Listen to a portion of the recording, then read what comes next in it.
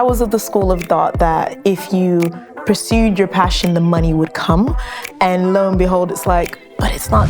I don't always think the generation before us think the same way, or our parents' generation, and maybe our family sometimes are just like, stick with a conventional career. If it's not working, is there ever a time to give up? That scripture that talks about if a man wants to build a house, wouldn't they sit down and count the cost first, right? And I think that's the thing. It's like, count the cost of what it means to build your passion, count the cost of what it means to go down this new path, and realize that it is actually going to cost you something. Work is something that we've all been called to do, but not in a way that firstly burdens us, but I think in a way that kind of fulfills us, but also gives him glory. But work doesn't just have to be the check. Welcome to the latest episode of the Magnify Conversations. If you're new to Magnify, firstly, welcome. It's great to have you. Magnify is a platform focused on empowering ambitious women of faith to thrive in every area of our lives. I don't know about you, but I sometimes find faith can be really challenging and difficult to speak about in today's world. And that's why we've created this podcast. The Magnify Conversations are all about bringing everyday, authentic women together to discuss faith, relationships, career, whatever's kind of important that we're speaking about at the moment. My name is Ruth, and I'm the founder and CEO of Magnify. And I'm Rachel, and I'll be the host of the Magnify Conversations. So if you like this episode, don't forget to share with a friend, and most importantly, subscribe to our channel. Thank you for joining us for the Magnify Conversations today, where we're excited to talk about what to do when passion doesn't pay the bills, with our guests Matilda, Egere-Cooper, and Courtney, Daniella, Boateng. Matilda is a journalist, editorial director, and podcaster. She's also the founder of Flygo Collective, a wellness platform and community for women of colour. Courtney is a London-based content creator, author, and co-founder of To My Sisters, one of the fastest growing women's development communities that encourages authentic female friendships. Let's get into the conversation. So we're going to start with a few quick-fire questions. Good way to get to know you both. So we'll start with you, Matilda. What's a subject or topic that you know a surprising amount about? Music, depending on the genre, depending on the decade, depending on the person. Yeah. Courtney, how about you? The Marvel Cinematic Universe. Really? I know entirely too much about it. Why? Because when I find something I like, I'm going to find out everything about it. And I didn't read the comics growing up, but when I watched my first Marvel film that I ever watched was Black Panther.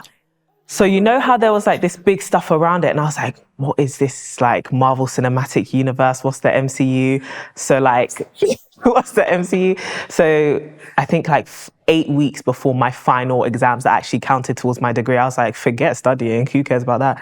I'm gonna watch every single Marvel film. So I watched like 18 Marvel films on my Easter break. Yeah. Oh gosh. You're a fan. Safe to say you're a fan. Best believe it. It's gone downhill though. So just because I say that doesn't mean, You're not endorsing it fully. Yeah, do you get what I mean? Gosh. If you could eat only one cuisine for the rest of your life, what would it be? Mexican. Mexican? Yeah, 100%. I grew up in Texas. Oh, I've had true Mexican food, 100% Mexican. Fair enough. Yeah. Mine will have to be Ghanaian food. Yeah. Mum's cooking, can't beat it. Yeah, you'd eat it forever. 100%. Amazing. I was going to say, this is a cruel question. Like, I would never know the answer to this How question. about you, though? Oh, I've not a clue. I don't know. Anything it with depends on mold the and day of the salt. week. Anything with mold and salt. Yeah. You know me, Courtney. What is your holy grail makeup or skincare product? Ooh, Charlotte Tilbury setting spray. I discovered it, I think, a few months ago, and it's just been a game changer. Okay. Because I work out a lot, so it means like if I'm wearing a bit of makeup, spray that, I'm good. It stays I look where fresh. it is. Yeah, exactly. Yeah, solid. Good tip. Yeah. Mine is, I was about to say Charlotte Tilbury setting spray as well. No, it's not. L'Oreal True Match Foundation. Okay. Yeah, the glowiness, it's affordable, great shade range, not too heavy, but good coverage. Yeah, that's my go-to. Amazing. And what world record do you think you have a shot at beating? Ooh, It can be a made-up world record, of course. world record. Oh my gosh, this is tricky. I want to say something about running because I've run quite a few races in my time, but maybe the world record for the most number of races run by a woman named Matilda Egere-Cooper. You are going to win that one, Matilda. I have no idea. I actually have no clue. Maybe the most words said in a day. I can talk. I'm a podcast, guys. Yeah, so maybe that. And then Leslie, what did you want to be when you were younger, when you grew up?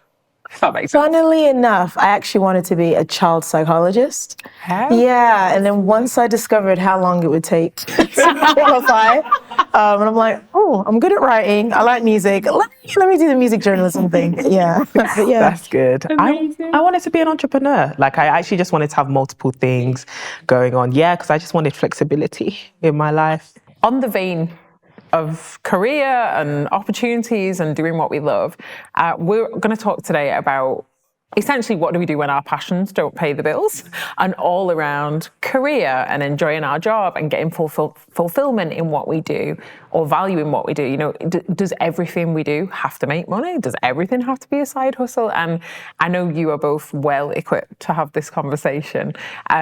So it'd be great just to hear from you straight away, Matilda. Why is it important to you that we're having this conversation today? I think it's really important because there's probably this preconception that people can't make money from the things that they love. Equally, I think people also feel like they have to make money from the things they love too. So I think it's just good to kind of put it out there and for people to listen to this and think, okay, maybe there's a space for me in between those two tensions, for sure. Yeah, that's good. I think similarly that like you can actually make a career, an impactful career out of your passion, but also that it's not easy, because I think there's that like trend of like entrepreneurship and be your own boss and all of that. And I think people should just really count the cost of what that actually means, and that like there are different ways to pursue your passion, right? It doesn't have to be you being an entrepreneur, starting your own thing. There are different routes to fulfilling purpose. And so I think this is a really cool conversation to have surrounding that. Why do you think there has been a surge in that? People thinking like, I want to be my own boss. I want to be. Do you think it's just been popularized? Definitely. I think people want freedom, like ultimately people want freedom, and more than just financial freedom, I think people want to be able to control their own time.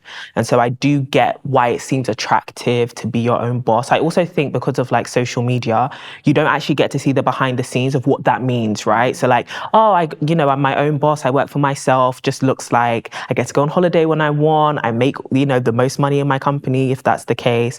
But you don't really see that the behind the scenes is sometimes you're not the one making any money behind in the company, or as much as you get to go on holiday when you want, you're also working all the time or whenever. Like, your boss might not be able to call you in at 2 a.m, but when you are your own boss, you can force yourself to work at 2 a.m, And so because you don't see that behind the scenes, it just seems so glamorous, it seems so free. But it's not like that in real life. And if you're not aware of that, people can just see that and be like, that's what I want for myself. And then they kind of feel bamboozled when they come to the reality of like, actually, I've been sold a lie. Yeah, literally. I think that's one element of it. I also just think financially, like we're living in, I guess, this late stage capitalistic era where one job or one main career may not hold you down financially. And so like we're in the era of side hustles, and you meet people who are like, this is my day job, but what I really am. Recently I was in the States, and it's crazy how, and you may be able to, because you're from America, but like when you talk to someone, you're like, oh, tell me what you do. They like define themselves by, oh, I do this business, or, I'm a makeup artist, or I'm a this, that. And it's like, yeah, but in the daytime, I'm a midwife. And it's like, oh, I'm used to it being the reverse. Like people be like, oh, my day job is this, or this is what I studied, but my passion actually defines me. And I found that very interesting. And I think because we are in the era where most people are wearing different hats, most people are now thinking like, I can still work for someone, but in some elements, I actually am still my own boss. And I like that. I like the idea of getting to control how I display my passions and my talents as well, which I think is cool. So yeah. I was going to say, just to ask or answer the why, just the rise of technology. I think, once YouTube became a thing, Instagram became a thing, you can actually see how people were able to sort of just monetize anything that they were into. And so that became quite attractive and appealing. I know in the early noughties, when blogging became a thing, that was sort of my venture into like becoming my own entrepreneur, because you could make money out of it at its time. not a lot of money, but it was something that felt possible around the day job. So I think people have just seen the possibilities of it. But as you've touched on, it's not necessarily easy, but people can do it. And now in the TikTok era, we're seeing people making loads of money through TikTok. So what's missing, though, is actually how do you make that sustainable? How do you turn it into something that isn't just a quick buck and actually something that could, fulfill you for a very long time? Yeah. It'd be really good to hear, Matilda, just a bit of your career so far and a bit of your work story, just to understand a bit of context of, I guess, like who you are, what you're passionate about, what you do. Yeah, it's an interesting one because, as I mentioned, when I was younger, I wanted to be a child psychologist, and I just think super fascinated about psychology and also recognizing that the way young people think at a young age could fundamentally determine the path that they go on. It was just one of these things I was into. That being said, looked into it, I'm like, I'm quite an impatient person, or I used to be. And so I just thought, okay, what else am I into? Did one of those school tests, and it was like, oh, okay, you were really good at writing, loved music, used to play instruments, that's been my thing. And so I discovered that I could combine those two passions together, just doing like a little project. I used to live in Birmingham, by way of Texas. And I did a journalism project, and I thought, okay, this is it. 16, I'm going to become a journalist. I don't care what anyone has to say. My auntie was like, are you sure about that? You can just study English. I'm like, nope, I've got to be a journalist. So I moved to London, age 18, did journalism at what's now called the London College of Communication. And then for a good solid 15 years, I just went hard on the journalism. So I became the sort of music writer girl, writing for loads of music magazines. Back then, it was like Blues and Soul, Touch magazine. Started writing for The Independent, did a few bits and pieces at the BBC. And then by the time I hit 27, I was like, I'm getting a bit bored because I'd just gone so hard on it. So then coincidentally, 27, around that time, we were going into the recession. And so I thought, okay, I need a plan B. I did a teaching degree on the side, used that teaching degree to then start a photography business, which was quite random, but I was also into photography, photojournalism, off the back of the journalism. Did that for a few years, started a blog, made some money there. And then by the time I was getting into my 30s, I'm like, you know what?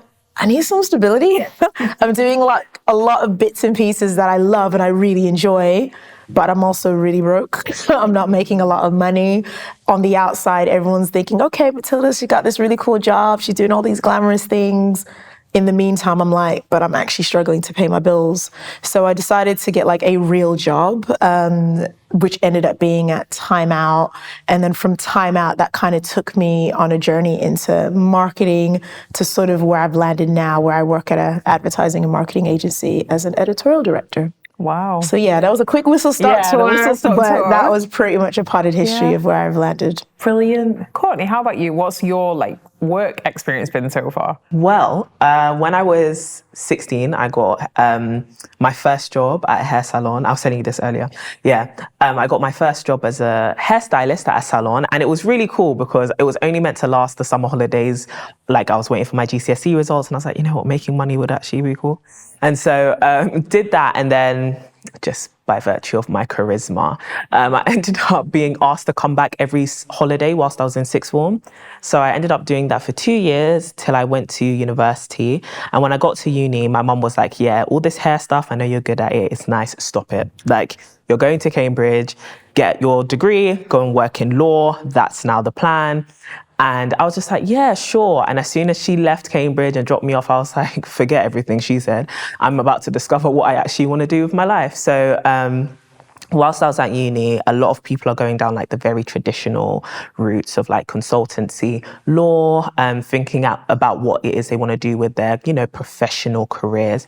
And I realized that like the corporate world just wasn't for me. I didn't really like the culture. I didn't really like the people I was hearing. I think things can look very glamorous on the outside, right? But then when you hear how people really feel about their work, especially when they're kind of your peers or they've just graduated, you just think, so you don't actually enjoy this. Like, you're doing this because it's what you think you need to do, or, you know, it meant you were able to buy that really nice car, or you're able to post that really nice picture of like, hey, I just got a promotion at like the top 4 consulting in the world. But like, when you sit down and have dinner with these, like some people like that, they'll be like, I'm working till 3 a.m, hate it, hate my boss, hate my team. And it's like, I don't want that. Like, deep down, I actually don't want to be unhappy about what I spend the majority of my time doing. And so I ended up getting an internship at a startup instead of like a traditional investment bank or like consulting firm, and loved it. Again, it was only meant to last 1 summer, ended up working there for 3 years. Yeah, so they asked me to come back like whilst I was on holiday from doing my degree, and then they offered me a full-time role at the end of that, and then I declined that to start my own company. So I started my first company, which was called CDB London, and it was a hair extensions brand and wig company. It was based online, and it was great because I got to merge my passions of like content creation, but also like hair extensions and doing hair, making women feel good.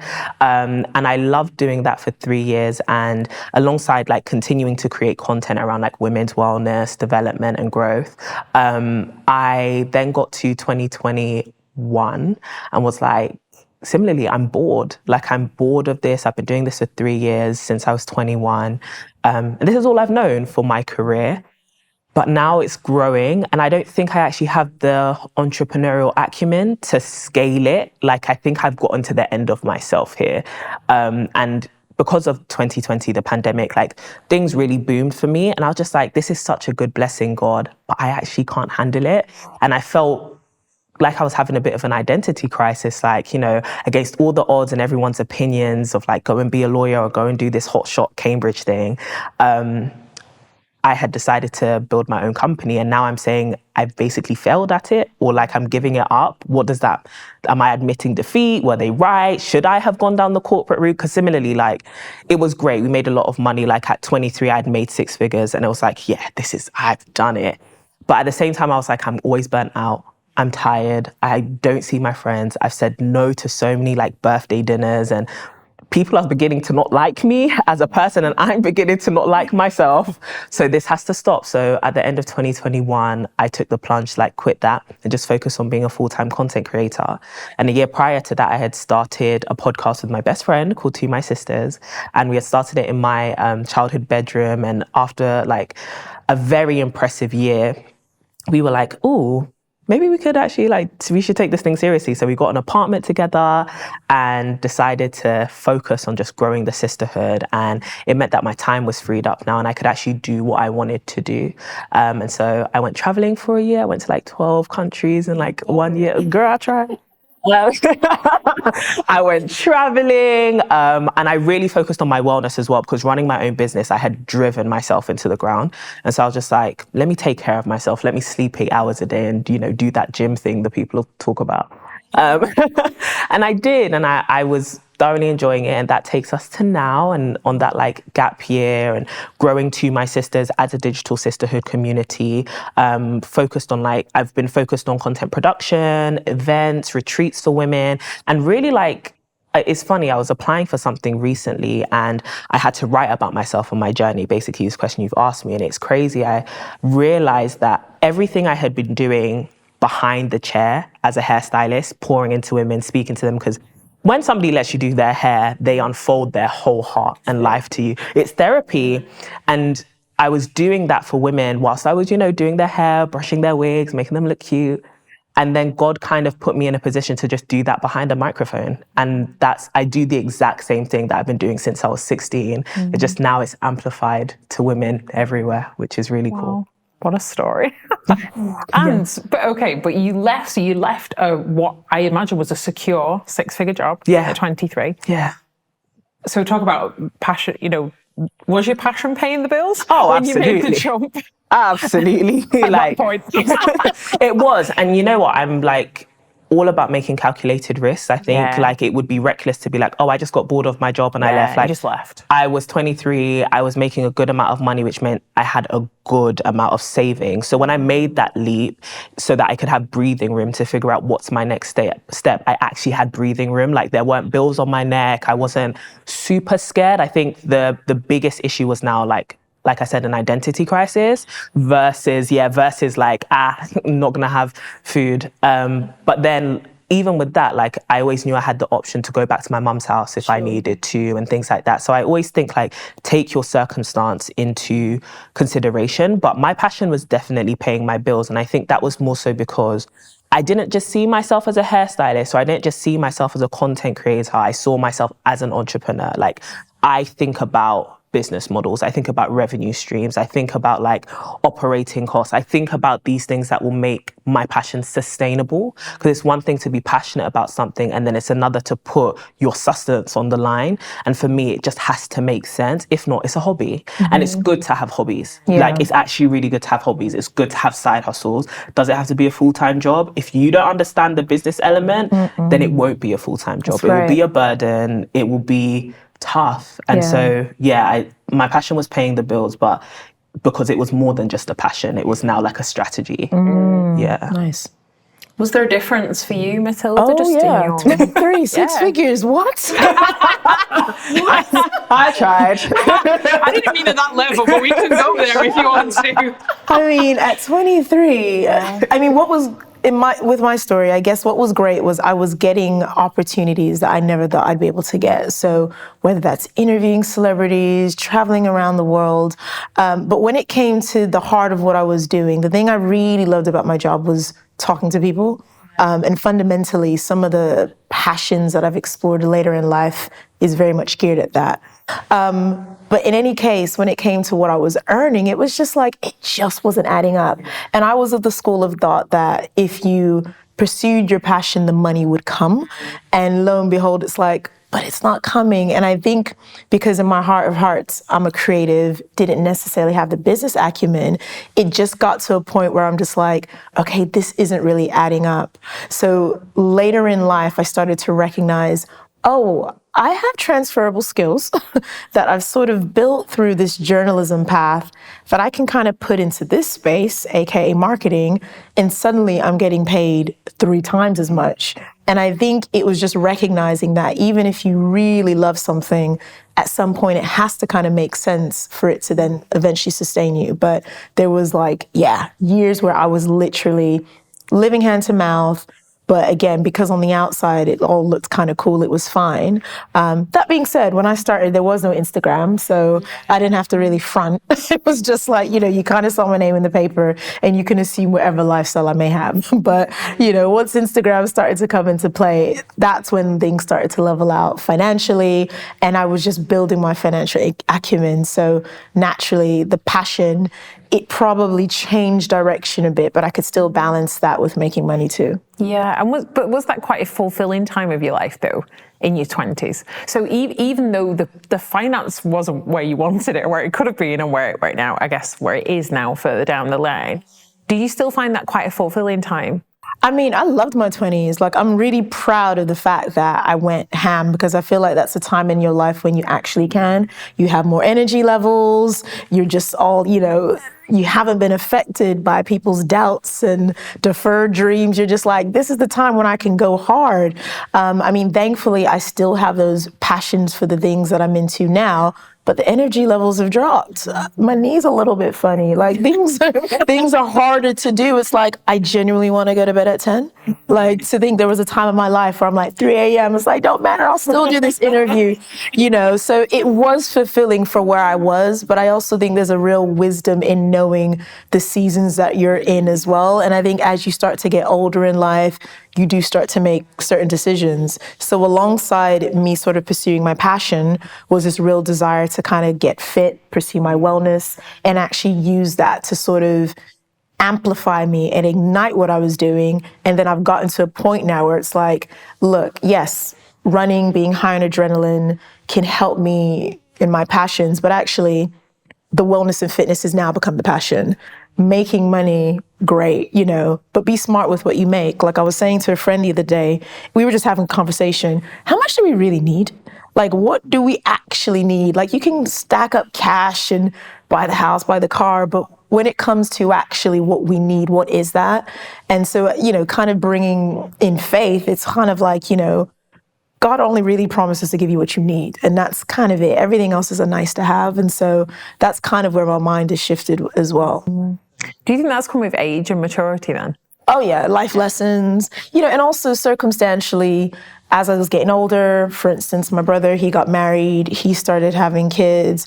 I never wanted to be the broke auntie because my auntie wasn't broke when me and my brother were coming up. She 100%. Like before that even became a term, I was like, I want to be that auntie that swans in. Yeah. It's like, here's some nephew, money. Niece, everyone is good. But also that was just the model that I saw in my life. My auntie, shout out to Auntie Essie, she made sure that me and my brother were always provided for. So I started to feel a real sense of responsibility because I think even when you pursue your passions, it can be quite a selfish venture because you're just thinking about yourself. You're not thinking about other people. As you mentioned, you had friends who were like, yo, where are you at? Are you there for me? And I think as I started to get older, I realized you can't also sacrifice the other things that are important in your life when it comes to pursuing your passion. It is about finding that balance. So yeah.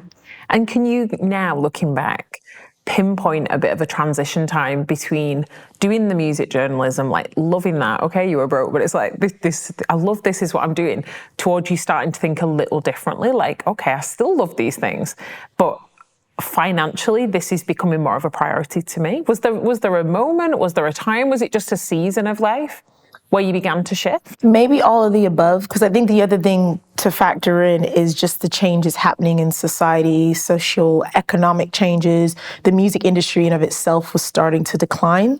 Again, as I mentioned, when I started, it was a completely different era where music journalism was a thing. There were music magazines. Nowadays, the number of magazines on shelf, it's like, where are those at? So I was also forced to make certain decisions, forced to pivot because it's like, well, I can't do this for the rest of my life. Like, if I wasn't making anything then, I'm not going to make anything, in a couple of years' time. So there was needing to think outside the box. And that also forced me to recognize, Matilda, you're actually good at other things. Like, you chose music journalism because you were 16 and you only knew so much at that time. But you're a really good planner. You're a really good public speaker. There's other things that you're passionate about that you probably compartmentalized because you felt, I should only do one thing at a time. And I think once I started to dive into these other gifts, I suppose, then the money was starting to come. And it's just like, okay, I can actually start to do this, that, and the other. The other thing that started to shift was because I just so happened to live in an apartment that was quite affordable. There was a moment where I thought, what would happen if I just moved and wanted to live elsewhere? Oh, your rent's gonna triple, so therefore you need to be earning what triple rent looks like, not what you're earning now, because this isn't gonna be forever. So I think I just started to do the maths, as it were. When I used to lecture, I used to always give this story about how I was flown to LA to interview Snoop Dogg, and the paper I was writing for at the time, I think they paid me something like £250. And I said to my students, but when you actually start to do the maths, I probably technically made 20 quid because there was the flying to LA, the expense of staying there, the expense of getting to the airport, all these expenses, what the actual profit was like 20 quid.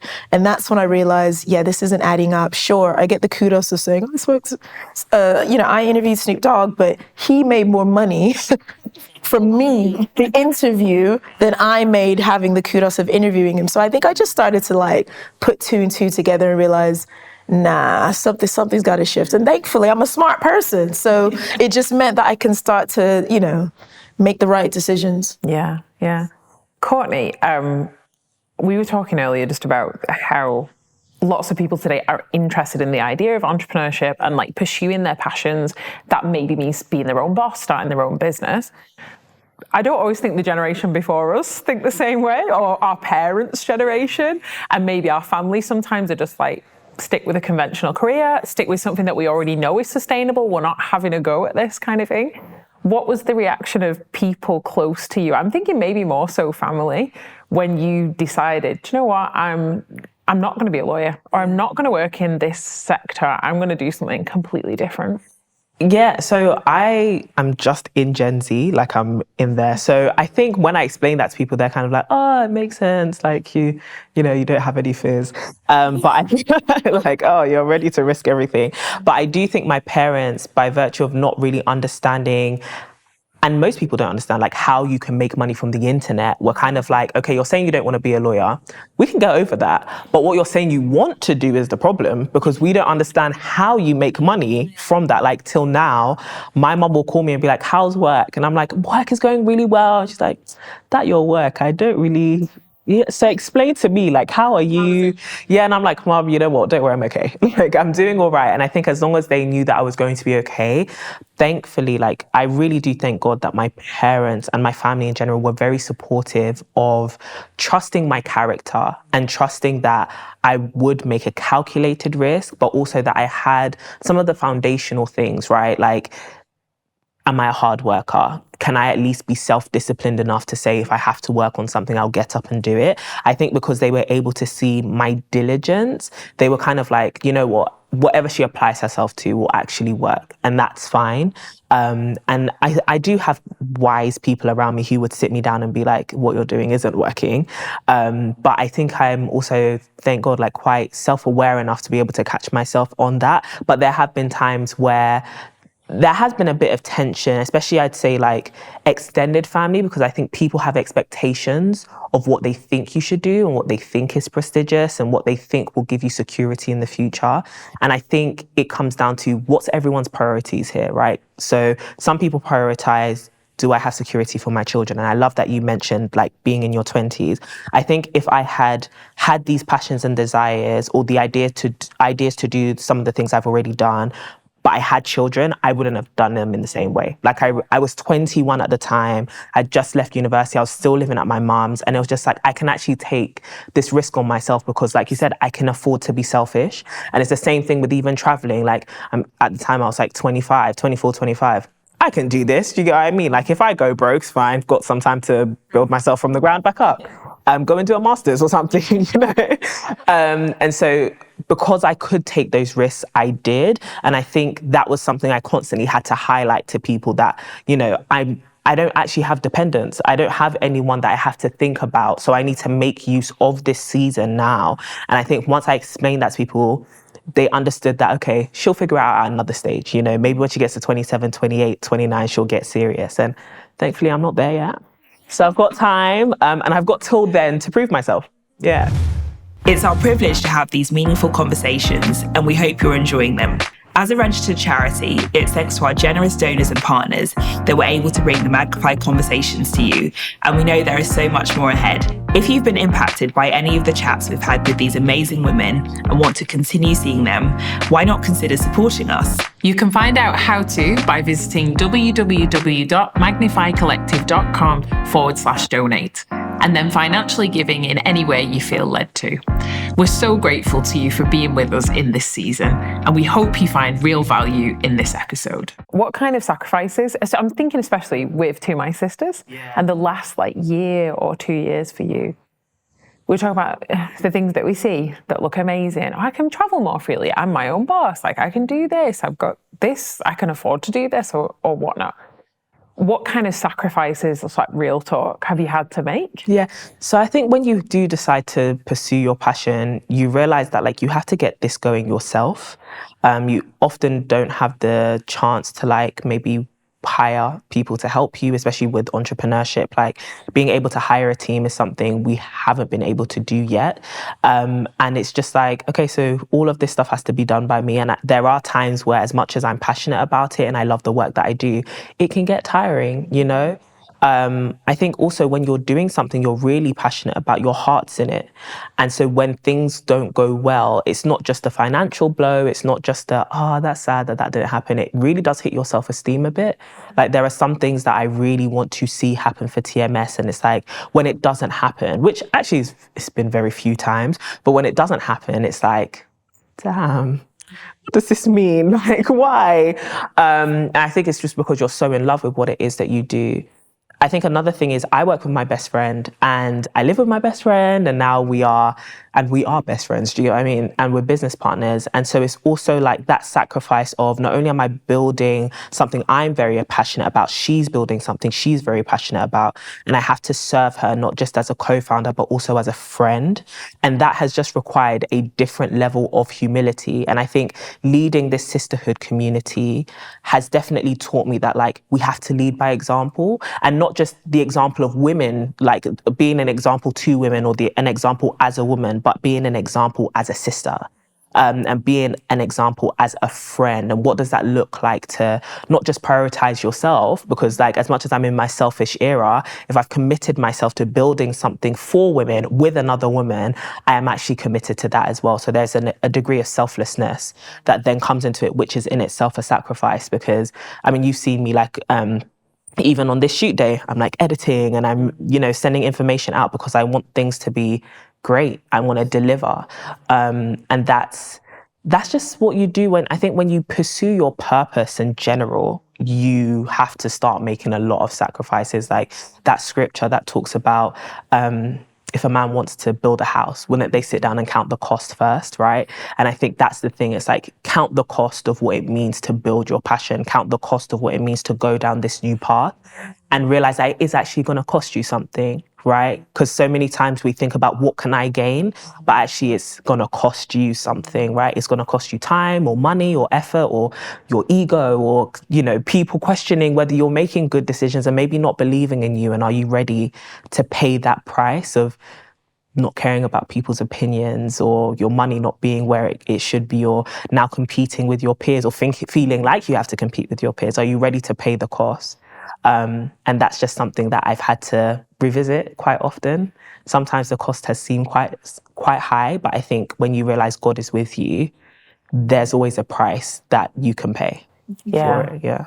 That's it. Can you talk a bit to that, Matilda, in your experience in terms of counting the cost, paying the cost, and also just the journey of trusting God in the middle of that too? Yeah, I think as far as the sacrifices, because I was so obsessed with the career journey, I think sacrificially my personal development probably took a knock, because it was just like this kind of tunnel vision of just job, and you kind of think that as time progresses you're also naturally growing, and it's just like, are you, or is your career growing?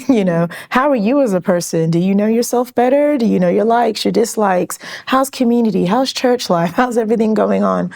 I mean, the good thing is at the core of my pursuit, God has always been who I've turned to, and in fact, a lot of the blessings and experiences that I've had, I 100% attribute to my faith. I just think even I probably put God in a box as well, and it was just the God of blessings and good stuff rather than the journey and, the Joseph situation. Because if things went wrong or bad, or I didn't get certain situations, it was just like, oh Lord, are you not in this anymore? And it's like, well, actually, all of this is me. So I think for sure, there's definitely been sacrifices, but all along I've been so conscious that, God is in the midst of everything. And that's kind of why he's helped me land to where I am today. So how much, in the middle of all of this, how much of your faith played a role, Courtney, in terms of just making those decisions? Because I know in some ways you were just pursuing your passions, whether that be hair, and you talked about following purpose. What's kind of your narrative in your conversation with God through all this time? Oh, it's so many levels. Because when I was graduating and I had this job offer, and it's like, oh, security, but also it's in the same field, right? I would still be working in the hair industry, be working as a creative director. That's going to be really cool. And so I was confused, and I was praying a lot, like, God, what should I actually do? Because as much as I can sit back now, 5 years later, and be like, yes, I decided to start my own company. At the time, I was like, girl, be serious. You have £2,000. And once that runs out, you're on zero. And so I was asking everyone at church can attest to how I would come up to them after service and be like, I have two options. Talk to me. What do you see for me, actually? And so this insecurity and uncertainty had me turning to God a lot because I didn't want to make the wrong choice. And I think there's always that like doubt around, God, if I make the wrong choice, will you bring me back? Like, will you bring me back to the path that you actually have for me? But along that journey of like pursuing my passion, because there is that uncertainty around like income, but also like identity, like, I do think this is a big thing I contended with, and I only realized it recently, where it's like, all of my peers are doing the traditional stuff. All of them are making secure money, and at the beginning, especially more money than I am. And so, God, like, am I, like, this work that I'm doing, I don't feel like I am reaching my fullest potential, and I was hugely defined by my work, I'd say that. And so I'd have to keep turning to God to be like, above all, above everything that I do, above even my purpose, I'm your child, like, and you love me, and I have all these gifts and talents because you gave them to me and no one can take them back. And so no matter how business performs, I'm actually good. Like I am good. I am not my work, right? But then I guess on like making the leap to like TMS now, it's like, okay, God, I genuinely see this as a community of women we have to steward. Every single word we say on that podcast, we're going to be held accountable for. So now it's like, before every episode you're praying, or before you have an event, you're like, really, God, what do you want this to be? How do you want this to be shaped? Because as much as I think it's so much more than just my passion now. Like, yeah, I'm passionate about women, but I'm passionate about a million other things as well. And being like a multifaceted person, there's always that question of, I could actually pursue something else. Like, I could work as a consultant, I could lean more into the business side of things, but I've chosen specifically to do this to like really empower women to, create social impact initiatives for gender equity for a reason. And so I need God to really keep pointing me back to that and give me the strength to see that work as worth my focus as well. Because that's another thing, like when you are passionate about so many things, your focus can be so diverted to the point where you actually don't do many things well. Like you're just, I like this, I'm doing a bit here. Yeah, I'm just getting it done. And it's like, but have you mastered anything? And I think it's because like, you can just lack that commitment to something because you're like, I can just start something new that I find really exciting and relevant for right now. Like I was going to do like a whole course on learning about AI, and it's like, focus here, like tap, hello. Like you're doing something else and it's like, machines are taking over the world. Let's become a woman in STEM. And it's like, focus on something, be serious. And I think that like even asking God, what do you want me to focus on? Because there's what I want to do and then there's actually what you're doing. And I want a part in that because that has more purpose and more impact than what I want to do, right? So give me a part in what it is you're doing. And if this is my part to play, I actually need to steward that really well. So help my focus to be here. So now it's like really focusing on what do women of our generation actually need and what talents do I have and what can I bring to the table to help that and help them. It's like an act of service for you now. Do you feel like a new level of responsibility for that? Yeah, I feel like a big girl, like a really grown up. And a big sister in some ways as well. Exactly, and like that's what we call ourselves, like online sisters. And I think that seeing that as a duty to women, like even yesterday when I was going back home from work, I went to McDonald's to like get myself some food, and as I'm waiting for my chips, the girl like hands me my chips, the girl on the other side of the counter, she hands me my chips and then she looks up at me and she's like, I'm coming to your live show in October. And in that moment I realized like I have to be switched on for you. As much as I'm tired, you probably listen to me every single week. You know how I am on screen, on camera. And if I'm saying that you can lean on me as an online sister or a sister in some way, I have to bring that to you right now. And so, we had a conversation. I looked at her name badge, called her by her name, told her I was so excited to see her. And we had like a split-second conversation because obviously it's McDonald's, people are waiting for their stuff. And so in that moment, I realized that like, this is my duty and this is my service. And as much as I'm tired, if this is who I am, I don't just step out of that office, and I think that that's another element of it. Like, you've chosen to be this, be it. right? Like, as much as, yes, I could be switched off and be like, yeah, I'm tired and I can be honest about that. It should also be within that role, right? And within that position that I play, I could have been like, sis, I'm tired today. It's been a long day. And she would have got it, because that's the sort of parasocial relationship that we have. But still, that is my duty, to serve people. And ultimately that now means, to some degree, not to make it super dramatic, that like my life to some degree is not my own to just go within myself. Now I've shared my passion and my purpose with other people, and other people have come into that. And so now I better uphold my end of the deal. Yeah. I love that. Matilda, what about you in your life and your career, where you are now? Where do you kind of see, like, is your service? And the way that Courtney was saying, I think especially as Christian women, I think sometimes we can focus so much on like what our passion is and pursuing our passion. And then there are times where we do that and God kind of aligns his purpose with that. Yeah. Have you experienced that? I have. So interestingly enough, once I was gaining a little bit of stability with work, I found and discovered wellness and fitness.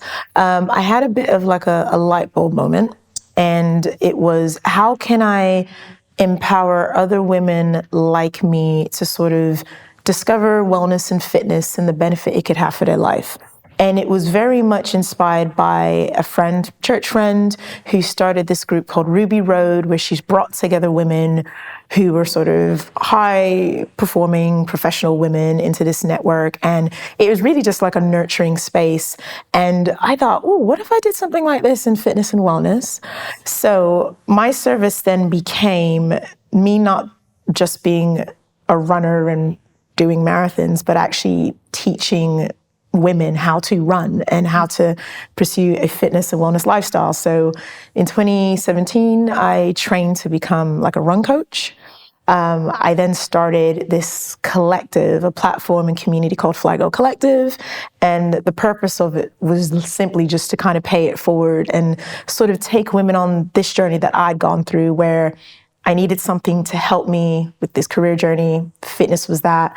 And for the better part of 5 years, I've been coaching women, mentoring women.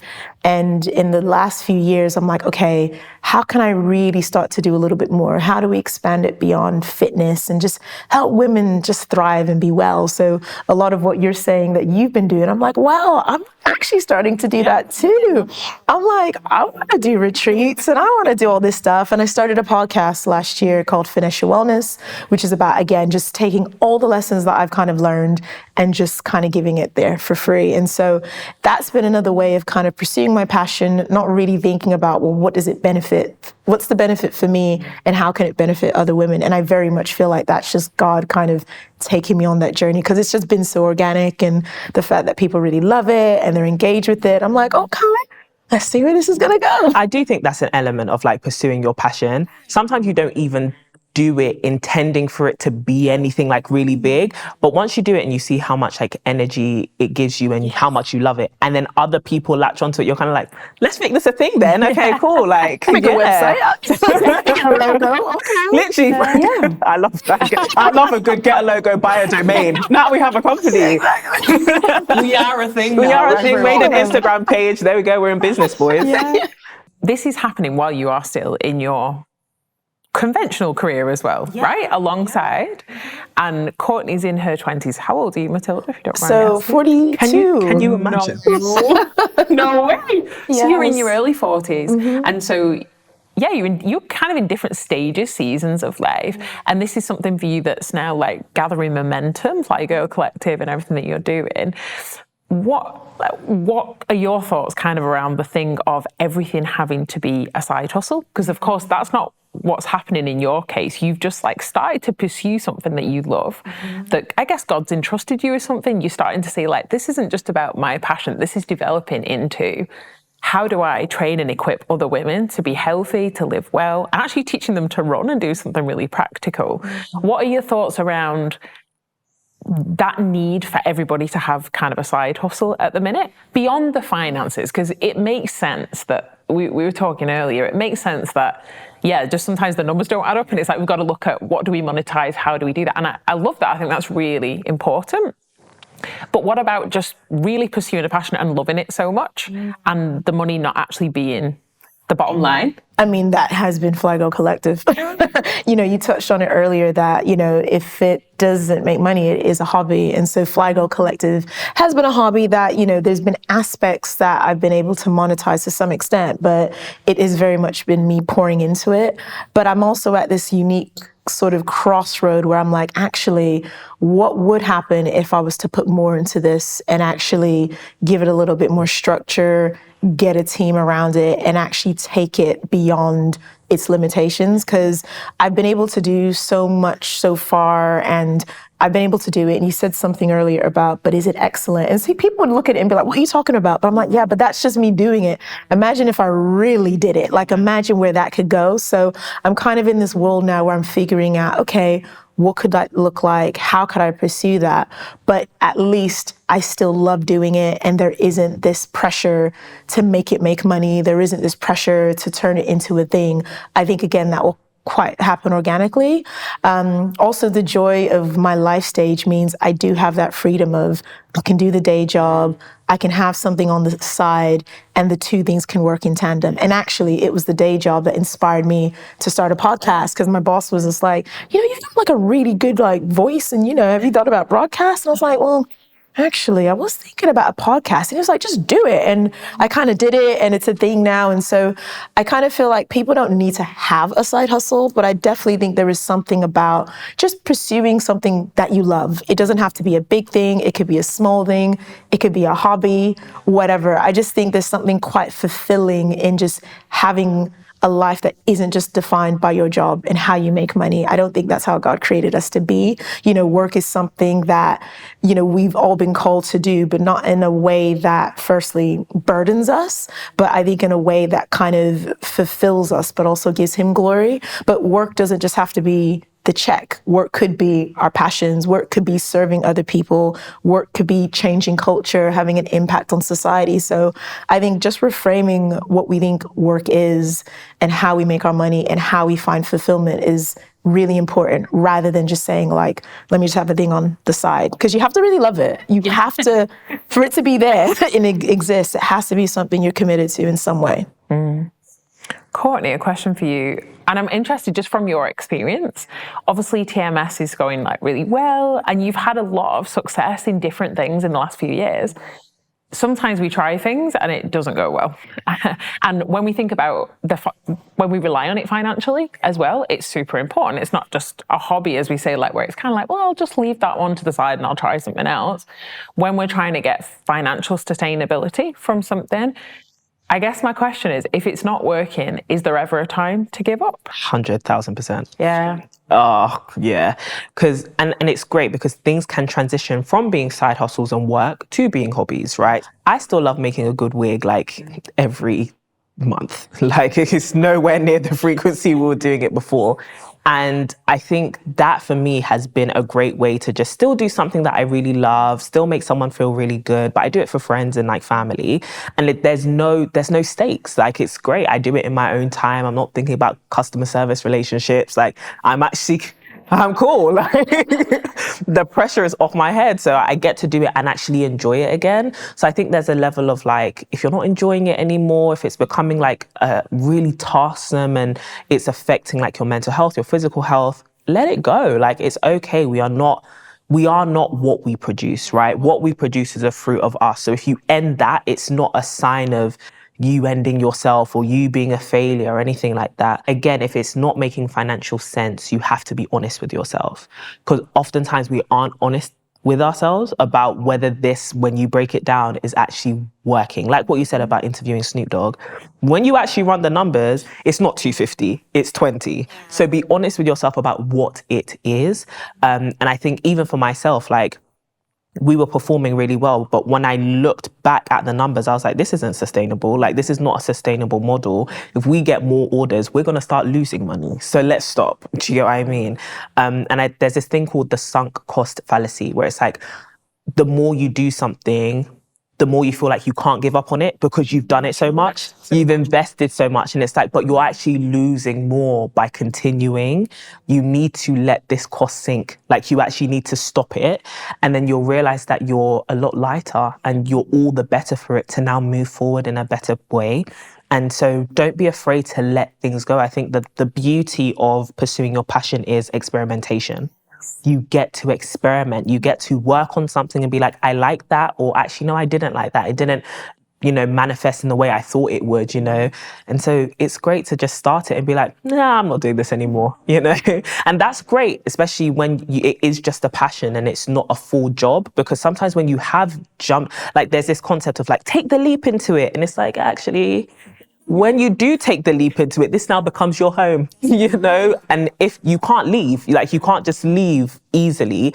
So actually, no, just dip your toe in it and decide that actually I want to take my toe out. I don't like that. Because that's an easier choice to make than I've jumped off this cliff and now where do we go from here? We can't go back. And I think for some people, it can be difficult because it feels like an admission of failure. Yeah. And even though we want to say, no, you can just go again, it can actually emotionally, mentally, spiritually can feel like this is my baby. I've poured my life for so long into this, and I now feel like I'm calling time on it because it's not really making sense financially. I think it's okay. I think it's okay to say, do you know what? That was good for a time. It was good in its time. Now it's not making sense 100%, and I need to think. And that doesn't mean, oh, I should have never done it. It doesn't mean I shouldn't risk again or try again. But there is such a sense of calculated risk and thinking, I love that thought of I'm just going to dip my toe and this is going to be my plan.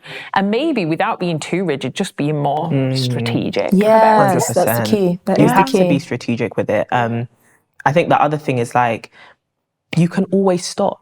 So many of us think we can't stop anything. And it's no, the value of trying something out isn't just in its success. It's in everything you learn along the way. It's what you're saying about those transferable skills.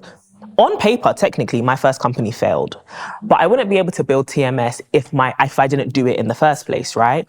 And so the value from that season and from that era was all the business acumen, all the relationships. All of my last clients now listen to my podcast. Do you get what I mean? And it's all of these things that I built up, all the experience, the knowledge, the content creation, that's what's actually set me up for this. And so many of us see the last things that we did as a failure when actually it could have been a setup. It could have been the best place, the best ground for you to learn and really do the hard work. It's that scene in The Karate Kid where Jaden Smith keeps having to pick up the coat from the floor. It's what has this got to do with karate? But once you then put yourself in that arena, you realize exactly that the muscles that you've been training were necessary for this season. And so God is training you in something.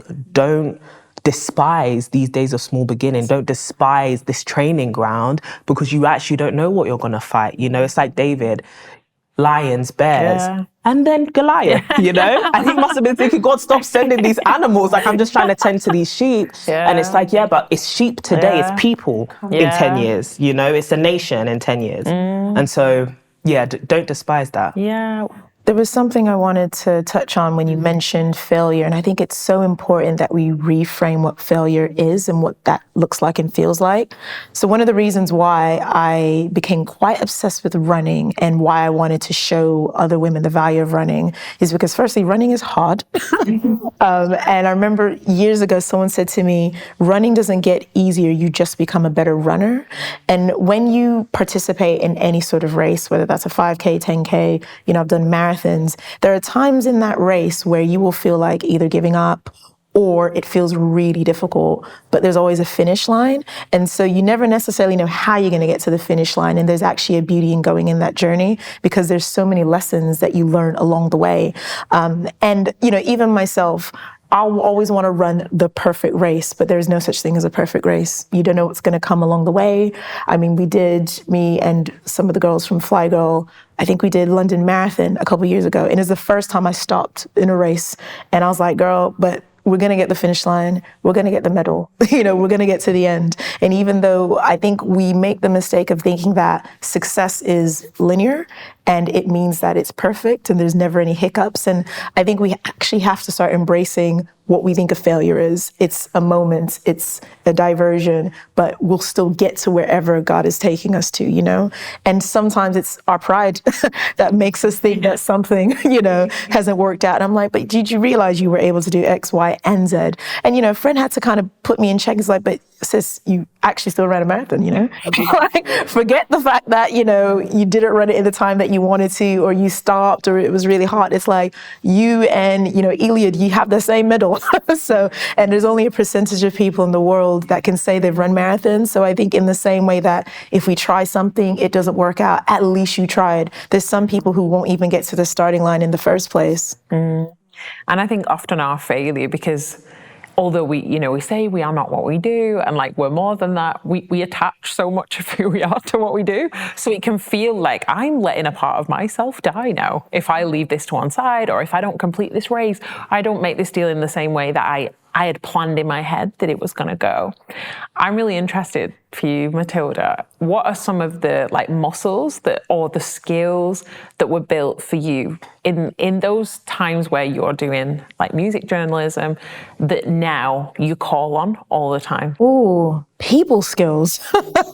People skills, because, you know, I had stories of interviewing certain people who will remain nameless, who were very mean. And you kind of just think, well, gosh, okay. And you just recognize that people are human. And even now, so when I have a team, I manage people, you come to appreciate the humanity in people, and that actually, even if you want things to work out in a certain way, you just have to have that flex and agility for where people are at. So 100% people skills, negotiation skills, problem solving. You know, I kind of look at things and I always think, even if I don't have the answer in the moment, it's just a problem that is to be solved. You know, like one of the things I do nowadays is admit that when I don't know something, I'm like, I don't know, I'm gonna sleep on it. Just have some rest, wake up, drink some water, and then tackle it. Whereas the old Matilda would just freak out and be worried and be like, Lord Jesus, what is going on? Everything is terrible. So I've just learned how to kind of look at things in different ways, recognize that I don't have to know everything in that moment, recognize teachable moments, and also just recognize people and their humanity and just show a lot more empathy. Amazing. And I just think we can't have this conversation without just talking about the reality of like, we don't have an infinite amount of energy. We have limited energy for what everybody says. And I know we all think we can go forever, right? But we have limited energy. We have limited emotional capacity, drive, like even that.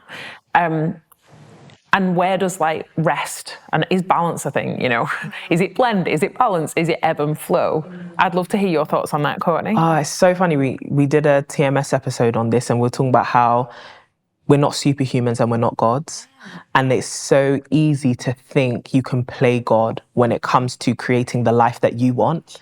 It's like, oh, I will just curate my life. I'm gonna put this here. This is my plan. It's like, limited human being here. You know, and then God is going to do his thing, though. You know, it's that saying that like man makes plans, God laughs. I think God's been having a good kiki with me. It's like, I'm like, oh yeah, my life's going to be like this. And God is like, so then where does faith come in? Why do you need to trust me if your plan's going to work? Do you get what I mean? It's like, okay, cool. So now we're dealing with unknowns. And I think there's an element of fear that stops people from resting because they have a desire to control everything. And there's this book that I read called Zeal Without Burnout. And I'd highly recommend that anybody reads it because it talks about how rest, especially sleep, is an act of faith. To allow yourself to step out of the picture and still see that the world will go on. You're gonna wake up. Once, like, think about it practically. When you sleep, if you're in control of everything, then the world's got to stop, right? Like, everything's got to stop. How do you have any confidence that you'll wake up to a world tomorrow? And yet you still do, because you realize that there's something bigger than me that's keeping all of this going. And so as much as, yes, I'm passionate about this and I really want this to work, no one wants things to work more for me than God does. Do you get what I mean? Like, as much as I really want my life to end up perfectly, God wants it to end up perfectly more than me. And perfect to him is different from perfect to me. And so as much as, yes, I'm passionate about this, And there may be some things I get to the end of my life and I'm like, oh, I wish I had pursued that more. If that wasn't what God wanted for me, I have to trust that the life that I now have is more beautiful than any other alternative. It's like that MCU thing, right? All these other alternate universes that are out there. It's fine, I'm living this is my main timeline. And I have to be content with that. And there's this element of just like, I love that you mentioned, you have to catch yourself from not becoming greedy. You have to catch yourself from not trying to play God in your life, and also from overloading yourself, because ultimately, as much as you're passionate about stuff, passion and zeal die out when you're exhausted. They are quenched by exhaustion. The things that I used to love, because I turned them into side hustles and businesses, I don't love them as much. Like, I do wigs once a month because I'm like, more than that, and I feel sick. Like, this makes me sick. I don't want to do it anymore. And again, it's like, do you want to push yourself to that extreme where you may hate journalism, or you may hate people even? Like, if you had gotten to a point where you're doing something, it's not making you money, you're meeting all these celebrities and you don't like them, it now kills your love for people and your passion for people. So when the idea of Fly Girl, you know, in its seed form enters your mind, you're kind of like, ew, no, I don't want to do anything for anybody. And it's like, that's how you miss out on opportunities, because you're so exhausted that when the opportunity comes, you don't even have the energy to take it. And so allow yourself to not play God, and also see God move and catch when he's moving, and have the energy to be able to ride that wave. Exactly. Matilda, what are your thoughts on that? Whew, I mean, you hit the nail on the head, because funnily enough, there was a time where I just thought, I can't actually write about music anymore, because I'd gone way too hard, too soon, stopped enjoying the process of it. And bearing in mind, I was the young woman who at school, it's like, oh, she loves writing. And now it's like, do I even want to pick up a pen? And so over the last few years, I've almost had to reacquaint myself with the love of writing again, because again, I just completely lost the joy. And, you know, touching on that point about rest and exhaustion, I mean, that is 100% me now. And again, maybe it's the life stage that I'm in. And, you know, maybe you have to be at a certain point in life to accept that, because I mean, my mom always said it, like, she's like, girl, you know, stress is a real thing, you know, it actually affects your health. But I'm like, don't tell me that at 20, like, what? This is the prime of my life. But almost you have to kind of like, if, you know, as the saying goes, if you don't hear, you will feel. And so when you actually start to have the burnout and start to break down and you think, okay, but I'm only like in my 30s at the time, I'm hoping that I'm going to have, you know, 3 times as much life to experience. I need to start making these decisions now, because if I don't, especially as I come into this prime of my life, 40s, menopause is coming. You know, there's all these life stages. I'm like, girl, if you get it right now, you can, you know, fly into it. If you don't, life is just going to get harder. So I definitely think there's something about respecting balance, finding that rest. And even if you are in your hustle season, I beg, go on holiday, take vacations, you know, don't make all this money and don't even spend it. Like, what is the point? Like, you know, so it's just kind of make sure that you're not just going in one direction and neglecting yourself in the process. And recognize that it is a season. Like, hustle, that intense hustle, it's just a season. That's right. Sawyer needs a holiday as well. Yeah. There we go. Yeah, you've both spoken about things that you're pursuing and you're passionate about, but we're a global community of women. We'd love to know how we can support you more. And so just a headline, like, how could we get behind any endeavors that you're pursuing at the minute? Yeah, I mean, Fly Girl Collective, pretty big on the gram. So definitely look up Fly Girl Collective. We also have a website with a mailing list, and the mailing list is great. It's where people can kind of find out what we're doing. Alongside that, my podcast, Finesse Your Wellness, you know, in the process of a next season. So yeah, just people can plug in. But if they Google Fly Girl Collective and Matilda, they'll find everything they need. Courtney? We're basically living the same life, because I'm about to tell you the same sequence of things. Yeah, to my sisters, you can plug into the sisterhood. Like, we have live events, we have retreats for women, but also we have a podcast that's out every single Sunday evening. So definitely come and kick it with the sisterhood, glow and grow with us, as we always say. And you can follow us at To My Sisterhood on literally every social media platform. And from there, you'll be into the sisterhood. and you can go from there. Yeah. Thank you both so much. This has been wonderful. Not just to hear your stories, but just your real lived experience. And when we're looking at, does passion have to pay the bills? Does it always pay the bills? Sometimes it does, sometimes it doesn't. In the middle of that, recognizing that God's got a purpose in the middle of everything again, making wise decisions, calculated decisions is all part of the journey. So thank you both so much. Thank you for having me. It's been an honour to see Magnify grow to where we are today. If you've loved this conversation and want more from Magnify, why not check out our print magazine? Across the 10 editions, we've had the privilege of featuring a multiple of changemakers and pioneers such as Suzanne Hendricks, Jerry Lorenzo, Joe Malone, and many more. The magazine is a beautiful physical product that makes the perfect coffee table companion to complement your space. And even more than the look, it creates the perfect excuse to take some time to read a collection of timeless features that will enrich your life whatever stage you're at.